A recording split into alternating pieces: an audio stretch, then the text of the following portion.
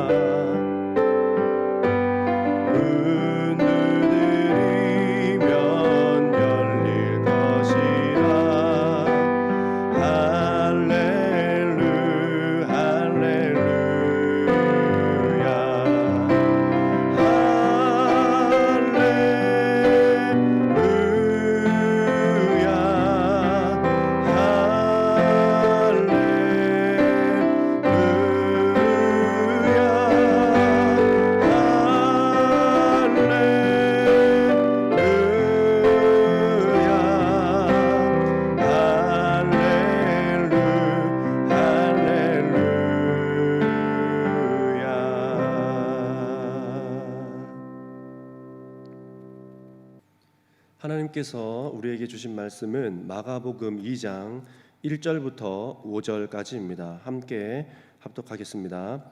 수일 후에 예수께서 가버나움에 들어가시니 집에 계시다는 소문이 들린지라 많은 사람이 모여서 문 앞까지도 들어설 자리가 없게 되었는데 예수께서 그들에게 도를 말씀하시더니 사람들이 한 중풍병자를 네 사람에게 메워 가지고 예수께로 올세 무리들 때문에 예수께 데려갈 수 없으므로 그 계신 곳에 지붕을 뜯어 구멍을 내고 중풍병자가 누운 상을 달아내리니 예수께서 그들의 믿음을 보시고 중풍병자에게 이르시되 작은 자야 내 죄 사함을 받았느니라 하시니 아멘. 예수님은 지금 저주받은 사람들 그리고 죄인들 부정한 자들 일상 밖으로 밀려난 사람들을 만나고 계시고 있습니다. 왜냐하면 오늘 본문과 이어지는 그 이후에 나오는 레위를 부르시는 장면에서 그 이유를 밝히고 계신데요. 17절입니다. 건강한 자에게는 의사가 쓸데없고 병든 자에게라야 쓸데있기 때문입니다. 이런 사람들을 만나주시는 이유 바로 거기에 있는 거죠. 1절을 함께 보겠습니다. 예수께서 다시 가버나움에 들어가시니 집에 계시다는 소문이 들렸다라고 말씀합니다. 자, 사람은요 자신이 관심을 두는 것의 소리를 듣습니다. 다시 말해 내 마음에 있는 것들이 들리게 된다라는 거예요. 가령 예를 들어서 내가 그릇을 사야겠다라는 마음을 먹었잖아요. 그러면 다른 일 하다가도 그릇이 생각납니다. 유튜브를 보다가도 그릇이 보여요. TV를 보다가도 그릇이 보이고요. 다른 길에 가다가도 그릇이 보입니다. 또 마찬가지 내가 건강한 삶을 살아야겠다라고 마음을 먹으면 유튜브를 보더라도 운동, 건강식 이런 것들에만 관심이 가고 보이게 되는 것이죠. 왜 그렇습니까? 눈은 마음의 창이기 때문에 그렇습니다. 내가 지금 주로 보고 있는 것이 바로 내 마음에 가득 차 있는 것이다 라고 보면 됩니다. 내가 무엇을 보고 있는지를 한번 보십시오. 우리 성도님들이 지금 보고 계신 것이 어떤 것입니까? 자, 4명의 친구가 들은 소리가 무엇인지 한번 보겠습니다. 3절입니다. 사람들이 중풍병자를 네 사람에게 메워 가지고 예수께로 올세. 중풍병을 앓고 있던 사람의 친구들에게 들린 소리가 무엇이었습니까? 예수님이 이 동네에 오셨다라는 것이에요. 중풍병자의 친구들이 이전에 들었던 말은 그럼 어떤 것일까요?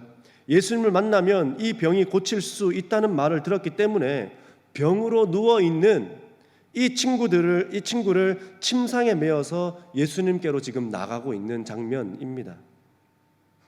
마음에 있는 것들이 들린 것이죠. 이 사람들의 마음에 있는 것이 무엇이었습니까? 나의 친구, 그리고 병. 이 내 친구가 어떻게 하면 병을 고칠 수 있을까가 그들의 마음에 늘 있었던 것입니다. 그렇기 때문에 그날도 이 친구들이 자신들이 할 일이 없었을까요?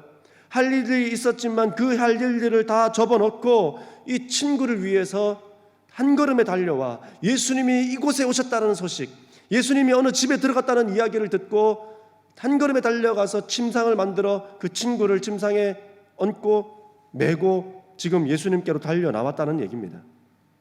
자, 그런데 문제가 생겼어요. 2절에 보시면 많은 사람이 모여 문 앞까지도 들어설 자리가 없게 되었다라고 말합니다. 얼마나 많은 사람들이 인산인해를 이루고 있는지 비집고 들어갈 틈이 없는 거예요. 아무리 양해를 구해도 그 말을 들어줄 사람은 없습니다. 죄송합니다, 비켜주세요, 급하거든요, 그렇게 말해도 들어줄 사람 아무도 없어요. 왜냐하면 거기에는 병고침을 받으러 온 사람들과 구경하러 온 사람들과 말씀을 듣는 사람들이 뒤섞여 있었기 때문에 마치 이 모든 사람들은 견고한 성벽처럼, 견고한 진처럼 뚫어낼 수 없는 아주 강력한 모습으로 그렇게 되어 있다는 겁니다. 사람들의 관심을 가진 것은 자신들의 마음에 있는 것들이잖아요. 그렇기 때문에 예수님이 오늘 오셨다가 가시면 언제 또 뵐 수 있을지 몰라 자리를 비켜주지 않는 겁니다. 자, 그런데 이것을 보고 이 4명의 친구들이 이 사람들을 향해서 너무하다, 어떻게 사람들이 이럴 수 있느냐, 이해심도 없나, 이렇게 말해서는 안 되는 겁니다. 한번 생각해 보세요. 만약에 내 가족이 질병에 걸려서 지금 예수님을 만나려고 거기 와 있다면 비켜주겠습니까? 만약에 내가 병에 걸려서 고침 한번 받아보려고 거기 와 있다면 이 사람 보고 그래 먼저 가세요 할 수 있겠어요? 예수님이 다시 언제 올지도 모르는데. 그거는 그렇게 할 수는 없는 거예요. 그리고 또 한 가지 더 생각해 볼 것은 이것입니다. 당시에 병에 걸렸다 하면 무엇이기 때문에? 하나님께로부터 저주를 받은 것이기 때문에 일상으로 돌아올 수 있는 절호의 기회를, 저주를 풀 수 있는 절호의 기회를 놓치고 싶은 사람은 아무도 없기 때문에 길을 열어주지 않는 것이에요.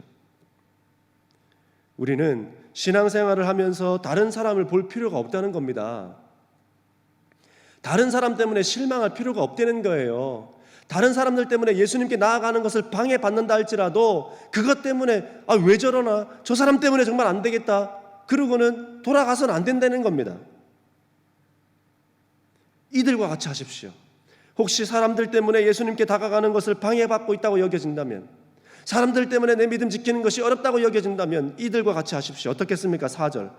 무리들 때문에 예수께 데려갈 수 없으므로 그 계신 곳에 지붕을 뜯어 구멍을 내고 중풍병자가 누운 상을 달아 내리니, 지붕을 뜯으면 됩니다. 예수님께 나아갈 수 없도록 막습니까? 방해합니까? 괜찮아요. 지붕을 뜯어버리면 돼요. 우리 그 본당에 있는 그 방송용 컴퓨터가 전원이 잘 안 켜집니다. 보통은 한 10번을 눌러야 되거든요. 근데 이제 어떤 집사님께서 물었어요. 전원이 잘 켜지네요 라고 말씀하셔서 저만이 가지고 있는 아주 큰 비법을 알려드렸습니다. 될 때까지 누릅니다. 다른 비법이 없어요. 그냥 될 때까지 누르면 되는 거예요. 중풍병자의 친구들이 사람이 너무 많아 오늘은 틀렸다. 다음에 오자. 사람들이 너무하다. 이 사람들 때문에 안 되겠다. 에이, 됐다, 가버리자. 이랬다면 우리는 오늘 이 복음서에서 지붕을 뜯는 일은 보지 못했을 것입니다.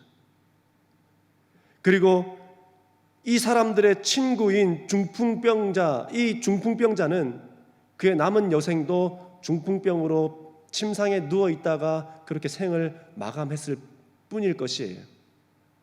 그러나 친구들은 이 일이 되도록 했습니다. 일이 되도록 했어요. 친구를 침상에 꽁꽁 묶어 지붕으로 올라간 다음에 지붕을 뜯어내기로 결심해버린 겁니다. 응답이 올 때까지 기도해야 된다는 거예요. 응답이 될 때까지 기도해야 된다는 겁니다. 결단코 포기해서는 안 돼요. 자, 야곱이 하늘로 돌아가는 천산을 붙들고 축복해 주시기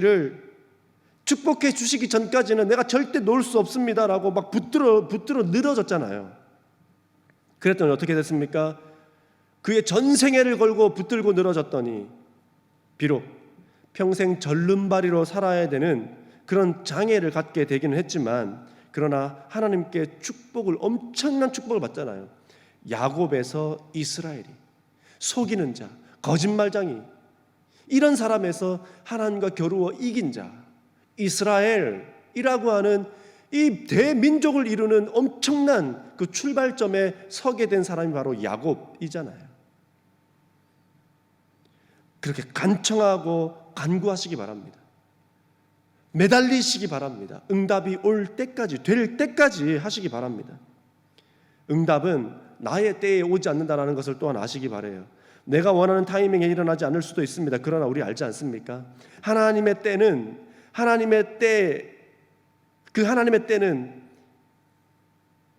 결단코 늦거나 또는 빠르게 오지 않는다는 사실. 가장 알맞은 때, 가장 필요한 때, 가장 적절한 때에 우리에게 온다는 사실입니다. 그리고 가장 최적의 방법으로, 가장 최고의 방법으로, 나에게 딱 맞는 방법으로 하나님께서 역사하신다는 사실 우리 알잖아요. 그러니 우리가 해야 되는 것은 무엇입니까? 될까 안 될까? 이 일이 될까 안 될까 조바심을 갖는 것이 아니라 하나님을 찾고 구하는 것이면 된다라는 겁니다. 우리가 해야 되는 것은 그것뿐이에요. 중풍병자의 친구들은 인산인해의 견고한 진을 원망하지 않았습니다.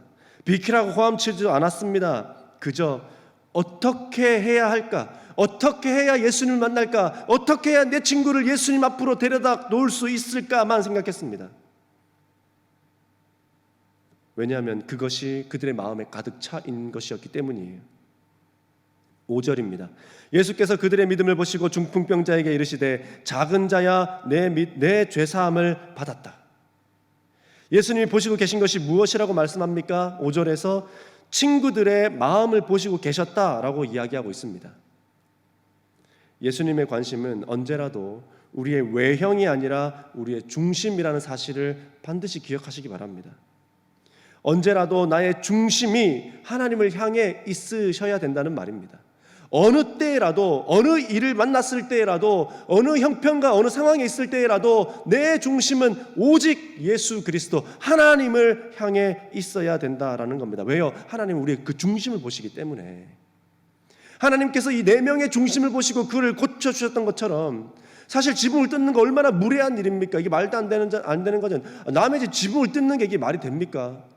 속 안에서 말씀을 전하시고 계신데 머리에서 흙이 막 떨어져요. 저 사람들 끌어내라, 잡아가라. 저렇게 무리한 자가 어디 있냐, 이렇게 하지 않으셨거든요.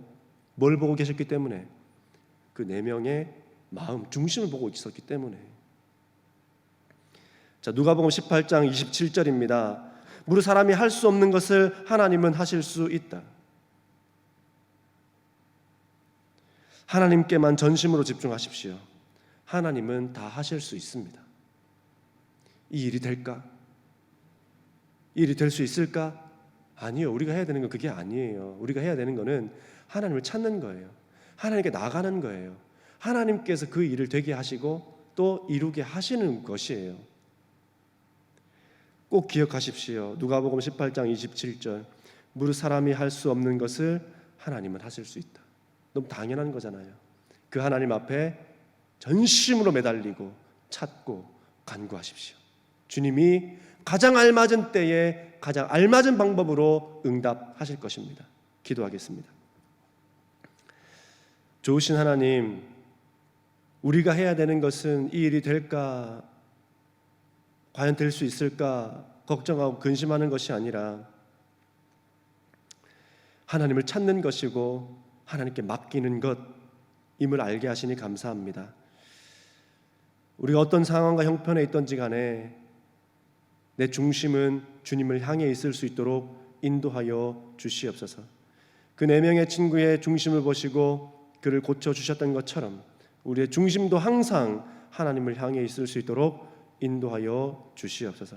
감사함을 드리며 살아계신 예수님의 이름으로 기도드립니다. 아멘.